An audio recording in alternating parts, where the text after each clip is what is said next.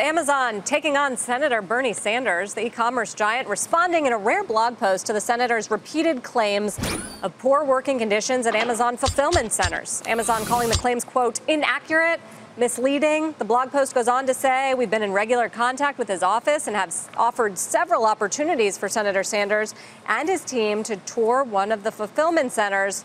To date, he still has not seen a fulfillment center for himself. I mean, the fascinating thing about this, clearly that's the accusation, and they've given him the opportunity to come see it. But he then responded further back to that to say the bottom line is the taxpayers of this country should not have to subsidize employees at a company owned by Mr. Bezos, who is worth $155 billion. That is absurd. So Amazon sort of found out his initial accusation. He's come back with a different tone. Right. What I find fascinating with this is it's a very similar tone taken to that of President Trump. Right, that's why I asked Axios who's going to be worse on these guys, the Dems or the Republicans. I mean, it's amazing. Exactly. No, reminding us of those similarities of the sort of political extremes. It almost shows you Amazon is too valuable as a political villain to actually go and do a tour of one of these fulfillment centers and decide whether, in fact, what you think is true. It also comes, remember that story of last week when some people who were employees of Amazon in the warehouses were found to be tweeting, perhaps at Amazon's encouragement, being paid to tweet and say it's a great place to work. So